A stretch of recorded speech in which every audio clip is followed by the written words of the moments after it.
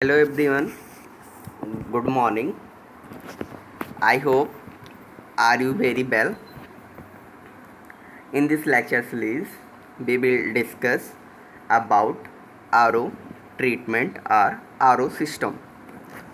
RO treatment और RO system में ये समझेंगे कि होता क्या है। RO सिस्टम या वाटर ट्रीटमेंट में बेसिकली क्या होते हैं, टैंक्स लगे होते हैं।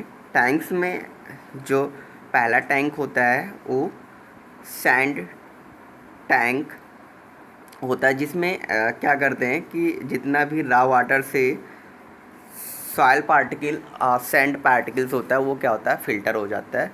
फिर उसके बाद में कार्बन फ़िल्टर के पास में आता है। कार्बन फ़िल्टर या कार्बन टैंक के पास में जब पानी क्या होता है पहुंचता है, तो वहाँ पे जो कार्बन के डेरिवेटिव्स हैं जैसे लाइक एस क्लोरीन और क्लोरामाइन, वो क्या होते हैं, फ़िल्टर हो जाते हैं। फ़िल्टर होने के बाद में ये पानी क्या होते हैं, सॉफ्टनर टैंक में जाते हैं। वहाँ पर क्या होता है, जो सॉफ्टनर टैंक में होता है क्या, जो पानी में प्रेजेंस जो पानी में उपस्थित कैल्शियम और मैग्नीशियम आयंस हैं, वो क्या होते हैं, वहाँ से फ़िल्टर हो जाते हैं, जिससे पानी क्या होता है, सॉफ्ट हो जाता है, काफ़ी चिकना हो जाता है नॉर्मल पानी की अपेक्षा। अगर जो आर ओ सिस्टम होता है या आर ओ ट्रीटमेंट सिस्टम में जो नमक मिलाया जाता है, नमक इसलिए मिलाया जाता है कि जो पानी का सॉफ्टनेस है थोड़ा क्या हो जाए, बढ़ जाए। नेक्स्ट उसके बाद में बात करते हैं कि इतना होने के बाद में जो वाटर है वो कहाँ पे जाता है। वाटर इसके बाद में इस पार्ट्स में जाता है, जिससे हम क्या बोलते हैं, जंबो हाउसिंग बोलते हैं। यहाँ पे एज ए ये फ़िल्टर के जैसे लगा होता है। फिर उसके बाद में जो वाटर होता है माइक्रोन फ़िल्टर के पास में जाता है। माइक्रोन फ़िल्टर यानी कि यहाँ पे क्या होते हैं, जो ऐसे माइक्रोब्स जो अपने बोल सकते हैं नेकेड पार्टिकल्स या जो अपनी नग्न आँखों से नहीं दिखाई देते हैं, ऐसे भी पार्टिकल्स यहाँ पर क्या होते हैं, छन जाते हैं। यहाँ पर बेसिकली जो माइक्रोस्कोपिक एनिमल्स है, बैक्टीरिया हैं, वायरसेस हैं, और भी जो फाइन पार्टिकल्स हैं, वो क्या होते हैं, यहाँ पर क्या होते हैं, फ़िल्टर हो जाते हैं। फिर इसके बाद में जो पूरा पानी है वो क्या होता है, टैंक में स्टोर हो जाता है। टैंक में स्टोर होने के बाद में क्या होता है, पूरे डायलिसिस यूनिट में वाटर की क्या होती है, पाइपलाइन के थ्रू सप्लाई होती है। और ये क्या होता है, प्रॉपर क्या होता है, जब डायलिसिस स्टार्ट करते हैं तो मशीन में पानी डायलासेट और जो वाटर ट्रीटमेंट यानी कि जो आरओ से क्या होता है पानी आ रहा है, वो लेकर क्या होता है, एक फिक्स रेशियो में वो डायलासेट को क्या करता है, क्रिएट कर देता है। अब यहाँ पर कुछ जो क्रॉस क्वेश्चंस हैं ये पूछा जाता है कि जो एक पेशेंट के डायलिसिस के लिए मैक्सिमम कितना पानी यूज़ होता है। तो वो जो पानी का अमाउंट या वाटर का जो अमाउंट है 120 लीटर है। और यहाँ पर एक क्रॉस क्वेश्चन ये भी पूछा जाता है कि जो आर ओ सिस्टम है ये या आर ओ प्लांट है, उसमें नमक क्यों मिलाया जाता है। तो नमक उसमें इसलिए मिलाया जाता है कि जो पानी की सॉफ्टनेस है या वाटर की जो सॉफ्टनेस है, जो डायलिसिस पेशेंट्स के लिए हमें पहुंचाना है पाइपलाइन के थ्रू, उससे क्या होता है, थोड़ी इसकी सॉफ्टनेस बढ़ जाती है, इसलिए नमक उसमें मिलाया जाता है। नेक्स्ट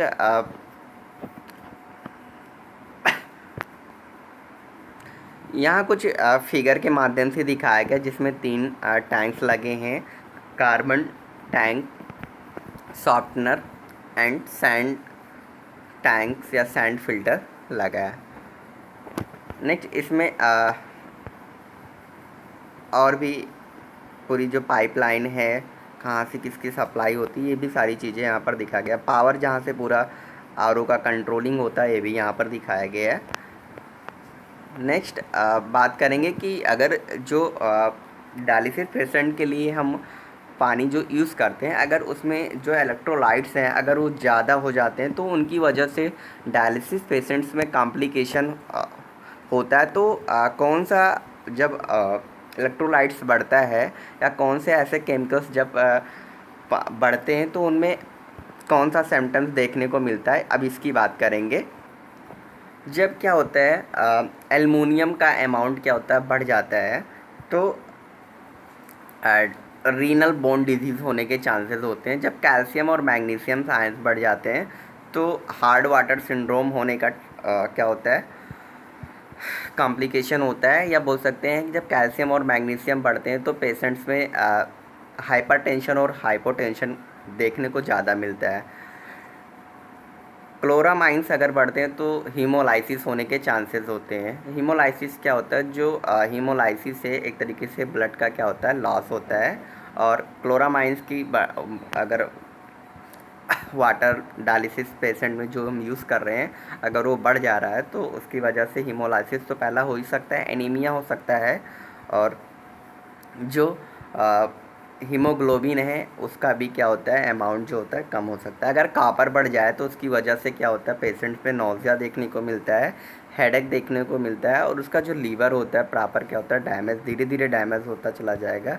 और नेक्स्ट अगर फ्लोराइड्स बढ़ गया है तो उसको ऑस्टियोपोरोसिस हो जाएगा। ऑस्टियोपोरोसिस का मतलब ये होता है कि जो बोन है ना, बोन उनके क्या होंगे बहुत ही वीक हो जाएंगे, यानी कि बोल सकते हैं एकदम खोखला हो जाएगा, ईज़िली ब्रेक हो सकता है। अगर सोडियम बढ़ जाता है तो पेशेंट्स में हाइपरटेंशन, पल्मोनरी एडिमा यानी कि जो लंग है, लंग के रीजन में क्या होता है स्वैलन हो जाता है, वाटर का एक्यूमुलेशन हो जाता है, कन्फ्यूज़न, और वो हमेशा क्या होता है भ्रमित रहता है, चीज़ों को समझ नहीं पाता है, हेडेक होगा, सीजर्स आएंगे उसको, सीजर्स, और कोमा में चला जाएगा।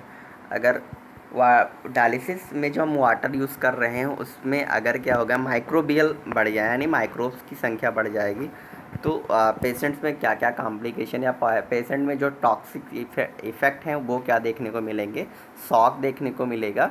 शॉक एक तरीके से क्या होता है ट्रॉमेटिक कंडीशन होता है, जिसमें क्या होता है जो प्रॉपर ब्लड की जो सप्लाई है जो अपने इंड आर्गन हैं उनसे क्या होता है पूरे बॉडी में नहीं पहुंच पाता है। नेक्स्ट अगर हाई आयरन हो जाए तो हीमो डिरोसिस होने के चांसेस होते हैं। सल्फेट अगर बढ़ जाए तो नौजिया, वोमिटिंग और मेटाबॉलिक एसिडोसिस हो सकता है। जिंक बढ़ जाए तो पेशेंट में जो टॉक्सिक इफेक्ट देखने को मिलेंगे, एनीमिया होगा, वोमिटिंग होगा और फीवर होगा।